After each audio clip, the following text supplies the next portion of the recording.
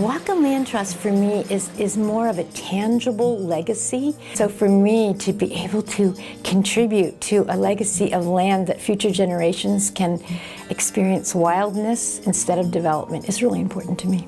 Whatcom Land Trust is going to get a large portion of my estate when I die. And that's important to me, again, for leaving a legacy. And I want to leave a legacy of land.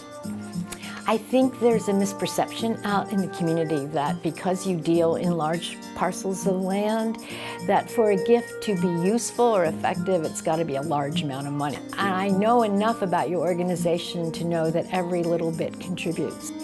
And so when you reach many people who are willing to give something, it makes a huge difference. So when I found out what Whatcom Land Trust was doing in terms of preservation, restoration, and protection of all this amazing land around here, I said, that's an organization I want to support.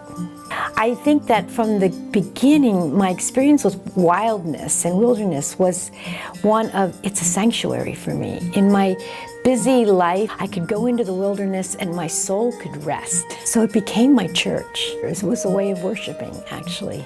And Stimson is where I go to be fully present in the moment and notice and be mindful of the small things.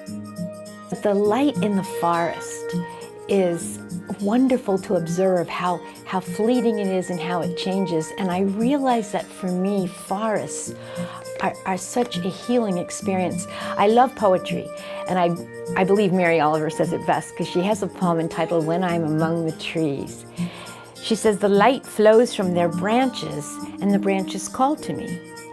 And they said, you too have come into this world to do this, to go easy and to be filled with light and to shine. And I think of that so often when I'm in Stimson, when I'm looking at the light through the trees. I'm here to go easy and to shine.